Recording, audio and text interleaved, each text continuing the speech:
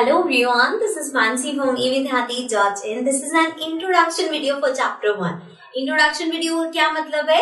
Introduction video means कि इस video के अंदर हम इस चैप्टर में जो भी कंसेप्ट्स है उनको डिस्कस करेंगे। अब उससे होगा क्या, जब आप एक्सरसाइजेस के क्वेश्चंस करोगे तो वो क्वेश्चंस के जो कंसेप्ट्स या टॉपिक्स यूज होंगे वो आपको ऑलरेडी आते होंगे, सो वो क्वेश्चंस आपके लिए इजी हो जाएंगे। इसलिए ये इंट्रोडक्शन वीडियो है जिसके अंदर हम सारे चैप्टर्स के कंसेप्ट्स डिस्कस करेंगे। Okay, so coming to the chapter, the name of the chapter is rational numbers. So rational numbers होता क्या है? सबसे पहले अभी तक जो हमने पढ़ा होल नंबर्स पढ़े हैं। होल नंबर्स क्या होते हैं? जीरो से लेके सारे नंबर्स होल नंबर है, राइट। नेचुरल नंबर्स वन से लेके सारे नंबर्स नेचुरल नंबर है। देन उसके बाद हमने पढ़े इंटीजर्स, जिसमें पॉजिटिव नंबर भी आते हैं, नेगेटिव नंबर भी आते हैं, ऑल्सो जीरो भी आता है। So whole number, natural number, integers के बाद अब हम पढ़ रहे हैं रैशनल नंबर्स।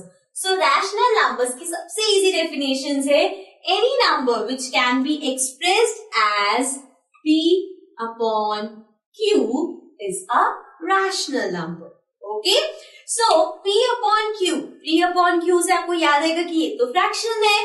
कोई भी अगर नंबर है, let's suppose 2 upon 9. So it is a fraction. Yes, it is a fraction, but also it is a rational number. मतलब कि कोई भी नंबर जो p upon q फॉर्म में है वो रैशनल नंबर होता है। Now you will think कि अगर 6 लिखा है तो क्या ये रैशनल नंबर नहीं है? है, लेकिन ये p by q की फॉर्म में तो नहीं है। तो क्यों नहीं है? अगर इसको मैं ऐसे अपॉन 1 कर दूं तो ये हो गया p upon q की फॉर्म में, मतलब सिर्फ 6 भी रैशनल नंबर है। ऑल्सो ये हुए पॉजिटिव। अगर नेगेटिव है, like if you have -2 upon 9, so -2 upon 9 भी रैशनल नंबर है, ठीक है। सो p upon q की फॉर्म में है। This can be positive, it can be negative, मतलब पॉजिटिव भी हो सकता है, नेगेटिव भी हो सकता है। एक चीज जो याद रखनी है वो ये है कि अगर p अपॉन q फॉर्म है, q नीचे है, so q can not be equal to 0। क्यों? अगर आप लिखते हो 2 अपॉन 0, सो बेटा इसका हो जाता है नॉट डिफाइंड, इसलिए q को हम 0 नहीं ले सकते। ओके, अदरवाइज सिर्फ 0 लोगे तो 0 भी एक रैशनल नंबर है। Okay, so this was about rational numbers. Now let's come to the next topic. Now our next topic is properties of rational number. So हम अब एक एक करके different properties discuss करेंगे जो rational number पे applicable है। देखो properties जितनी भी हम discuss करेंगे 4 proportions पे करेंगे, addition, subtraction, multiplication, division. The first property is closure property. Closure property में क्या होता है? देखो अभी तक कोई भी नंबर, नॉर्मल नंबर लेते, कंफ्यूजिंग नहीं लेते कुछ भी, नेचुरल नंबर है। 6 + 2 is 8, राइट। अब 6 भी नेचुरल नंबर था, 2 भी नेचुरल नंबर था, दोनों को प्लस किया 8 आया। 8 क्या है? Natural number. सो यही हम क्लोजर प्रॉपर्टी में चेक करेंगे कि क्या रैशनल नंबर्स को ऐड करके रैशनल नंबर्स ही आ रहा है, क्या रैशनल नंबर्स को सबट्रैक्ट करके रैशनल नंबर। तो ये सब हम एक एक करके चेक करेंगे। सो सबसे पहले फर्स्ट थिंग एडिशन चेक करते हैं, ठीक है। हमें चेक करना है कि क्या a अपॉन b कोई भी रैशनल नंबर है plus c upon d equal होता है रैशनल नंबर के, मतलब कि अगर हम इसको ऐड करेंगे तो क्या रैशनल नंबर आएगा। सो एग्जांपल ले लेते हैं, कोई भी रैंडम नंबर्स ले सकते हैं। Let's take 6 upon 9 plus 2 upon 9। So इसको प्लस करते हैं, 6 + 2 is 8 अपॉन 9। तो क्या आया हमारे पास? 8 upon 9। 8 upon 9 is a rational number, so this means ये ट्रू है। a upon b plus c upon d is equals to a rational number. अगर दो रैशनल नंबर्स को ऐड करेंगे तो रैशनल नंबर ही आएगा। नेक्स्ट अब हम लेते हैं सब्ट्रैक्शन में। सो अगर हम ये चीज देखें क्या सब्ट्रैक्शन में एप्लीकेबल है, तो a upon b minus c upon d हमें चेक करना है क्या वो भी रैशनल नंबर होगा। सो अगेन एग्जाम्पल्स लेते हैं कुछ. सो लेट्स टेक 3/5 माइनस 1/5. 3/5 भी रैशनल नंबर है, 1/5 भी रैशनल नंबर है. इसको सबट्रैक्ट करेंगे तो क्या आएगा? 5. 3 minus 1 is 2.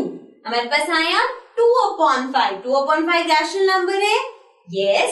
So this means ये भी ट्रू है, मतलब कि क्लोजर प्रॉपर्टी सब्ट्रैक्शन के लिए भी करेक्ट है. मतलब कि दो रैशनल नंबर्स को अगर आप सब्ट्रैक्ट करोगे तो आंसर रैशनल नंबर ही होगा. ओके, नेक्स्ट हम चेक करते हैं मल्टीप्लीकेशन में. So the third one is multiplication में चेक कर रहे हैं. अब इसके अकॉर्डिंग a/b अगर कोई रैशनल नंबर है सो मल्टीप्लाई करते हैं अगर हम उसे c/d से, मतलब एक रैशनल नंबर को दूसरे रैशनल नंबर से मल्टीप्लाई करते हैं तो क्या रैशनल नंबर आता है? Let's check. सो दो रैशनल नंबर्स लेते हैं. 6/4 इंटू 2/3. रैशनल नंबर्स ले लिया हमने. 6 into 2 is 12/4 into 3 is 12. Now 12/12 cancel हो गया. 1 रैशनल नंबर है. Yes, so 1 is a rational number. Means ये भी ट्रू है कि अगर आप दो रैशनल नंबर्स को मल्टीप्लाई करोगे तो आंसर रैशनल नंबर आएगा. अब आते हैं लास्ट पे विच इज फॉर डिवीजन. अब यही चीज डिवीजन पे एप्लीकेबल है या नहीं, लेट्स सी. सो डिवीजन पे एप्लीकेबल होने के लिए हमें चेक करना है a/b divided by c/d rational number होगा या नहीं. सो इसमें आई एम टेलिंग यू कि अगर आप एक रैशनल नंबर को दूसरे रैशनल नंबर से डिवाइड करते हो तो वो रैशनल नंबर ही आएगा. बट इसके लिए यहाँ पे हमें मेक श्योर करना है कि c या d 0 के इक्वल नहीं हो, क्योंकि अगर आप डिवाइड कर रहे हो 0 के इक्वल है इनमें से कुछ भी तो वो रैशनल नंबर नहीं होगा एंड मोर चांसेस आर कि वो नॉट डिफाइन हो जाएगा. सो सब में क्लोजर प्रॉपर्टी एप्लीकेबल है, एडिशन में, सब्ट्रैक्शन में, मल्टीप्लीकेशन में, डिवीजन में. लेकिन डिवीजन में सी डी या फिर कोई भी जो हम रैशनल नंबर ले रहे हैं वो 0 के इक्वल नहीं होना चाहिए. Okay, so this was our first property. Let's come to the next property. Now our next property is commutative property. अब क्यूमुटेटिव प्रॉपर्टी समझते हैं. क्यूमुटेटिव प्रॉपर्टी में हमने ये नेचुरल नंबर्स में पढ़ी हुई है. इसमें क्या होता है that a plus b is equals to b plus a. ऐसे हम डिस्कस करते हैं कि अगर आपके पास a और b कोई नंबर्स हैं तो अगर आप उन दोनों को प्लस कर रहे हो तो अगर पीछे वाला नंबर पहले भी लिखोगे तब भी सेम आएगा. ठीक है, सो इस तरह की हमने पढ़ी हुई है. अब वापस आ जाते हैं अपने रैशनल नंबर्स पे. सो हम टेस्ट करेंगे कि cumulative property addition, subtraction, multiplication, division में वर्क करती है या नहीं. सो वन बाय वन सबसे पहले लेते हैं एडिशन. सो एडिशन चेक करते हैं. अब क्यूमुलेटिव प्रॉपर्टी के according a/b which is a rational number plus c/d which is again a rational number should be equal to c/d plus a/b. यही है क्यूमुलेटिव प्रॉपर्टी. अब इसको टेस्ट करते हैं. सो कोई रैशनल नंबर ले लेते हैं. Let's take 2/5 plus 3 plus 4/5. Right, अब इसको ऐड करेंगे तो क्या आएगा? 2 प्लस 4 इज 6. तो हमारे पास आ गया 6/5. अब इसी को ही उल्टा करके देखते हैं. तो 4/5 पहले ले लिया प्लस 2/5 कर दिया तो ये हो जाएगा 4 प्लस 2 इज 6. सो ये दोनों इक्वल है, मतलब कि ये ट्रू है. एडिशन के लिए वो क्यूमुलेटिव है कि अगर आप उसे अलग चेंज करोगे तब भी सेम आएगा. Right, so now let's come to the next one. ये हो गया एडिशन. अब आते हैं नेक्स्ट विच इज सब्ट्रैक्शन. अब सब्ट्रैक्शन में क्या होता है? क्यूमुलेटिव प्रॉपर्टी के according a/b minus c/d should be equal to C upon D minus A upon B, right? अब इसको हमें करना है चेक. So अगर एग्जाम्पल लें हम, let's take 1 upon 5 minus 3 upon 5. अभी हम जो भी एग्जाम्पल्स ले रहे हैं उसमें डिनोमिनेटर्स सेम ले रहे हैं ताकि कैलकुलेशन कॉम्प्लिकेटेड ना हो. सो इसको अगर मैं सब्ट्रैक्ट करूं, सो दिस विल बी, नीचे 5 आएगा, 1 minus 3 is -2. तो हमारे पास आया -2. अब इसको अगर रिवर्स कर दे, 3 upon 5 minus 1 upon 5 कर दे, तो ये हो गया 5, 3 में से 1 गए 2, तो हमारे पास आया 2 upon 5. So this is -2 upon 5, this is 2 upon 5, दोनों सेम नहीं है.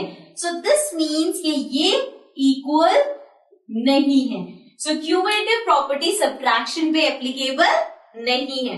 ये अब आपको ट्विस्ट ध्यान रखना है कि एडिशन में क्यूमुलेटिव प्रॉपर्टी एप्लीकेबल है, सब्ट्रैक्शन में नहीं.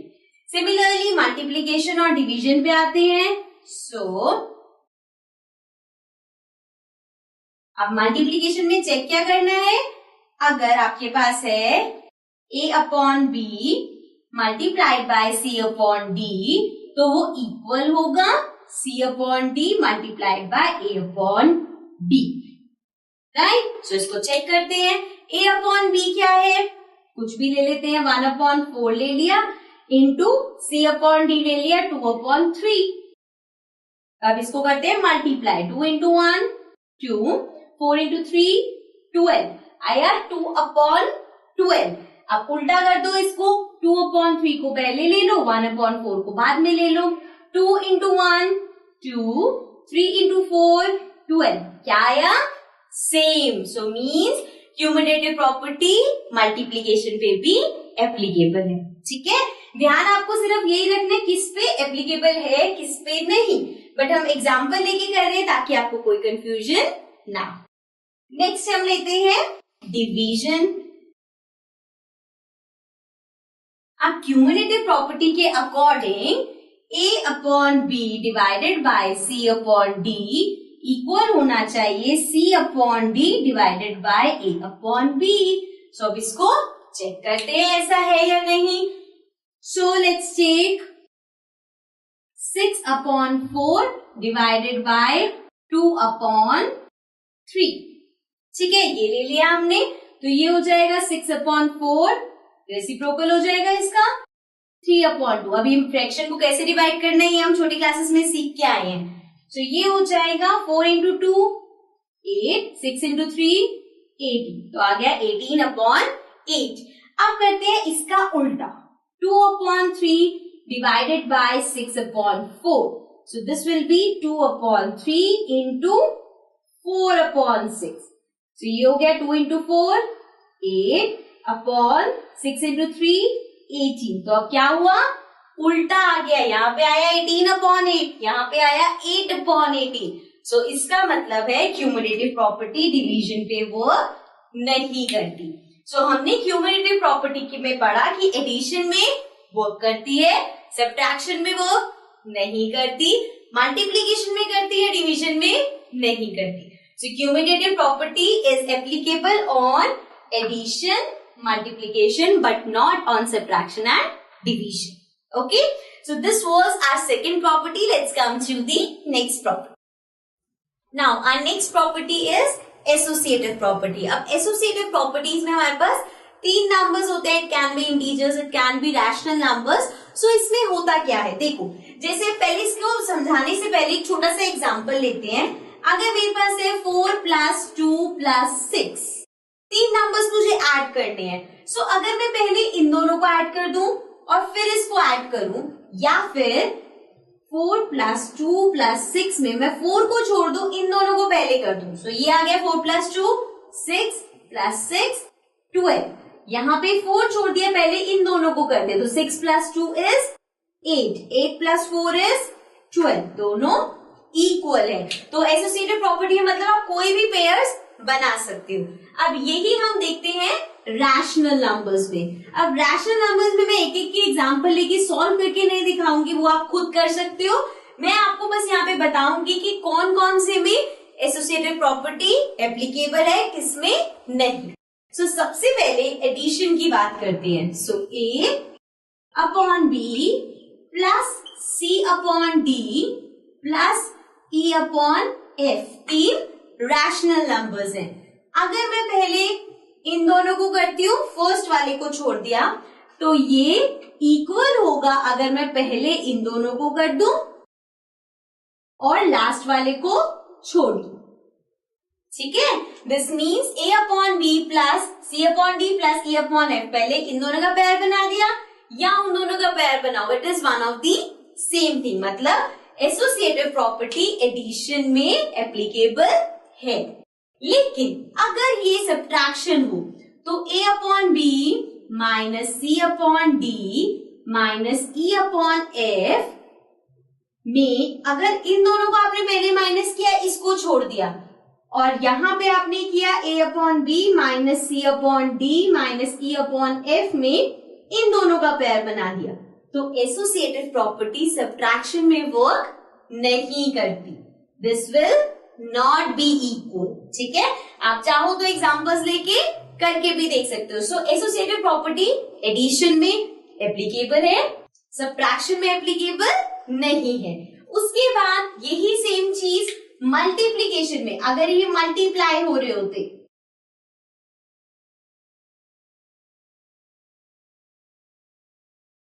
तो ये एप्लीकेबल है। मतलब कि A upon B into C upon D into E upon F होता तो इन दोनों के पेयर्स बनाओ, या इन दोनों के, वो सेम चीज होती। तो मतलब कि एडिशन मल्टीप्लीकेशन में एप्लीकेबल है।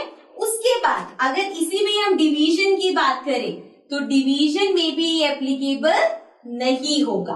सो मीन्स एसोसिएटिव प्रॉपर्टी एडिशन में एप्लीकेबल है, मल्टीप्लीकेशन में एप्लीकेबल है, सब्ट्रैक्शन में नहीं है, डिवीजन में नहीं है।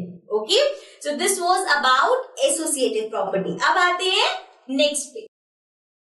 Now our next property is distributive property. Distributive property में क्या होता है, जैसे कि अगर आपके पास है 4 और यहाँ पे है x ले रही हूं मैं, नॉर्मल नंबर नहीं ले रही, x प्लस 6, इस तरह से है, तो आप इसको सॉल्व कैसे करते हो? 4 को x से मल्टीप्लाई करोगे, 4 को 6 से मल्टीप्लाई करोगे, राइट। सो ये होती है हमारी डिस्ट्रीब्यूटिव प्रॉपर्टी। जैसे कि इसको अगर सॉल्व करना है तो ये होगा 4x प्लस 4 इंटू 6 24, इस तरह से। सो यही होती है डिस्ट्रीब्यूटिव प्रॉपर्टीज। अब ये रैशनल नंबर्स में भी होती है। सो अगर आपके पास रैशनल नंबर है a upon b and then अंदर ब्रैकेट में है c upon d plus e upon f, तो ये इक्वल होगा, पहले ab cd से मल्टीप्लाई होगा, so ab into cd plus then AB multiply होगा E अपॉन F से, so A upon B into E upon F, right. So ये property होती है डिस्ट्रीब्यूटिव प्रॉपर्टी। अब इसमें जब आप इसे यूज करोगे तो ज्यादातर यूज कैसे होता है, आपको इस तरह से ओपन करके दे रखा होगा। सो आप देखोगे यहाँ पे दो चीजें सेम है, जैसे A अपॉन बी सेम है, तो जब दो चीजें सेम होंगी तो हम उसको इस तरह से लिख देते हैं कि उसको बाहर ले लिया, बाकी दोनों अंदर। So this is our distributive property. अब ये एडिशन में भी वर्क करती है। जैसे यहाँ पे आपके पास प्लस है, अगर यहाँ पे माइनस होता तब भी, यहाँ पे अगर माइनस है तो हम ये जो प्लस किया है उसको माइनस कर देते, बाकी सेम रहता। मीन्स अगर यहाँ माइनस है तो ये हो जाता A upon B into C upon D minus A upon B into E upon F.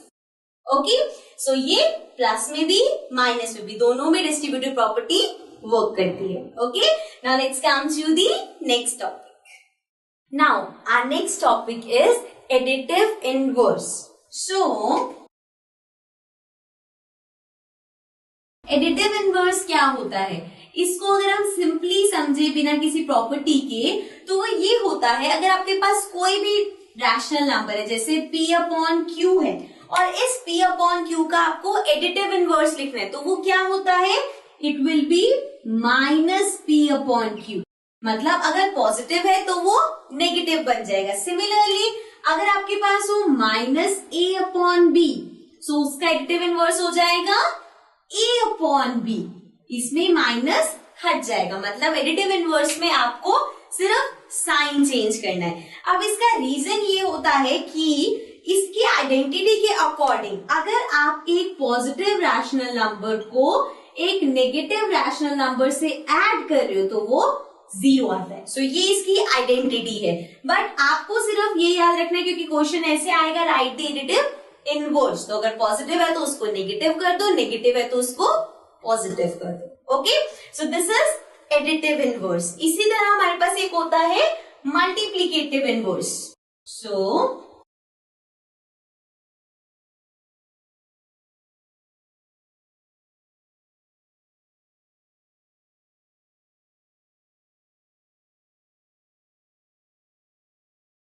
अब मल्टीप्लीकेटिव इनवर्स क्या होता है?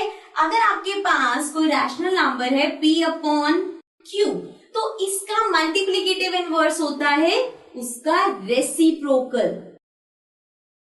मतलब अगर आपके पास कोई भी रैशनल नंबर है p अपॉन q में, तो इसका एडिटिव इनवर्स हो जाएगा q upon p, right. Denominator numerator बन जाएगा और न्यूमरेटर डिनोमिनेटर बन जाएगा, मतलब कि इसका रेसिप्रोकल हो जाएगा। सो लेट्स सपोज आपके पास है 4 अपॉन 6, सो 4 अपॉन 6 का मल्टीप्लीकेटिव इनवर्स क्या होगा?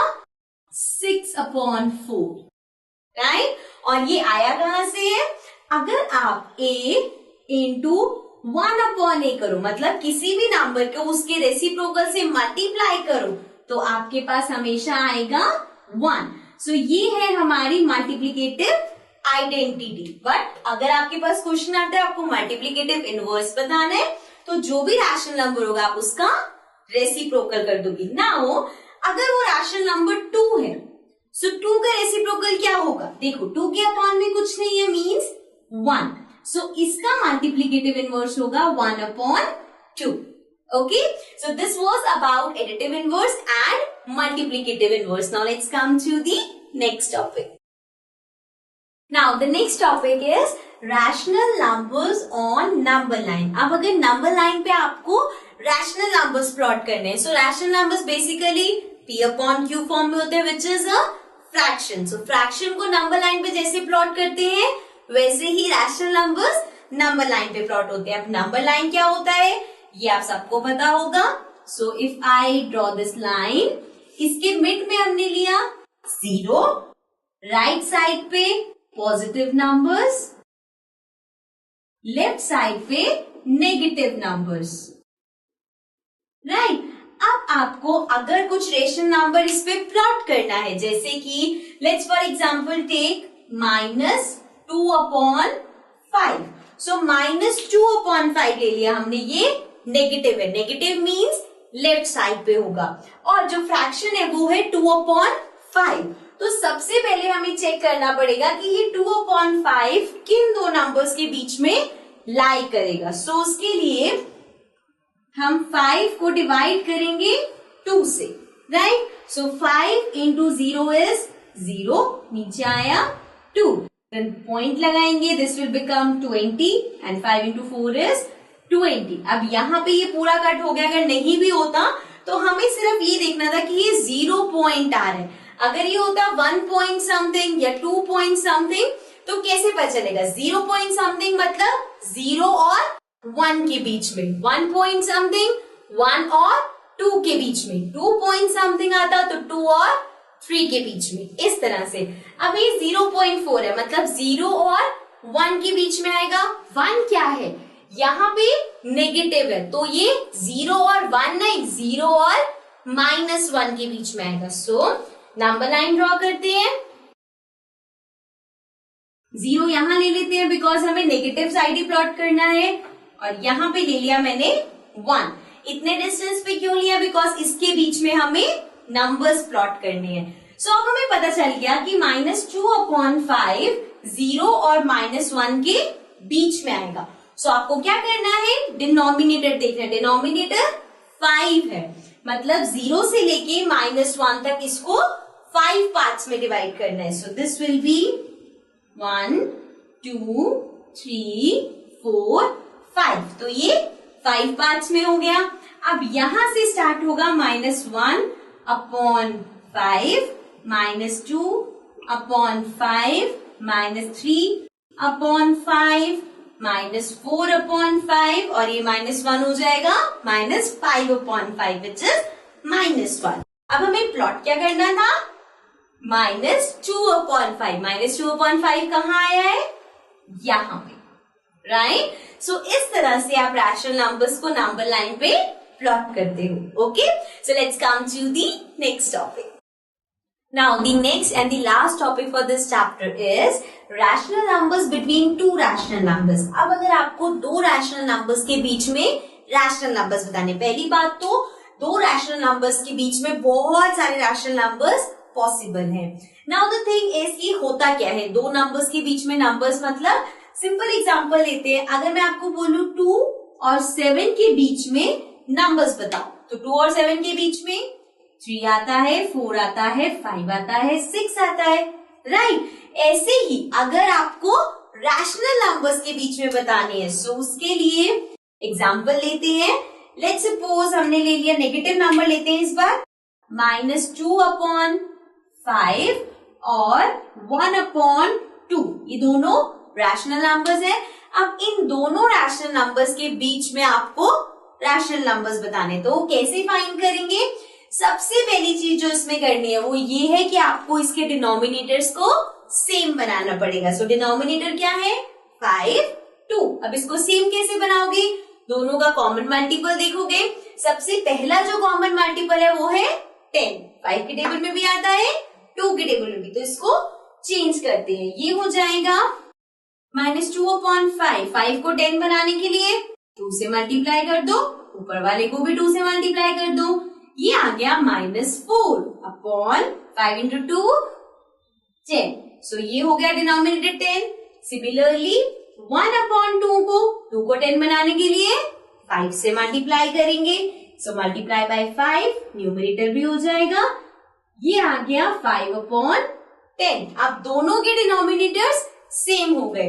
अब -4 अपॉन 10 और 5 अपॉन 10 के बीच के नंबर्स बताने हैं। सिंस इनका डिनोमिनेटर सेम है तो सिर्फ ऊपर न्यूमरेटर देखो, -3 upon 10, -2 upon 10, -1 upon 10, 0, then 1 upon 10, 2 upon 10, 3 upon 10, 4 upon 10, right. ये सारे नंबर्स इन दोनों रैशनल नंबर्स के बीच के हैं। मीन्स ये सभी रैशनल नंबर्स इन दोनों के बीच के भी होंगे। ओके, अब यहाँ तो हमें बहुत सारे नंबर्स मिल गए। अगर ऐसा हो कि आपको 5 बताने और सिर्फ 2 मिल रहे हैं तो क्या करना पड़ेगा? ये जो आपने इनके डिनोमिनेटर्स को 10 बनाया है, इसको हम किसी बड़े नंबर में बनाएंगे। जैसे 5 और 2 में 10 के बाद 20 भी कॉमन है। 5 इंटू 4 इज 20, 2 इंटू 10 इज 20। मतलब दोनों के डिनोमिनेटर को 20 भी बना सकते हो। जब 20 बनाओगे तो और बड़े नंबर्स आएंगे और उसके बीच में और ज्यादा रैशनल नंबर्स होंगे। ठीक है, सो इस तरह से हम किसी भी दो रैशनल नंबर्स के बीच में अनलिमिटेड रैशनल नंबर्स फाइंड कर सकते हैं। Okay, so this was the last topic for this chapter. With this हमने इसके चैप्टर में जो भी कंसेप्ट थे, जो भी टॉपिक्स थे वो कवर कर लिए हैं। अब इसके बाद जब आप एक्सरसाइज के क्वेश्चन करोगे तो वो आपको बहुत इजी लगेंगे। So okay, that's it from this chapter. That's it for this chapter. I'll be coming back again with a new chapter. Till then, take care and bye-bye.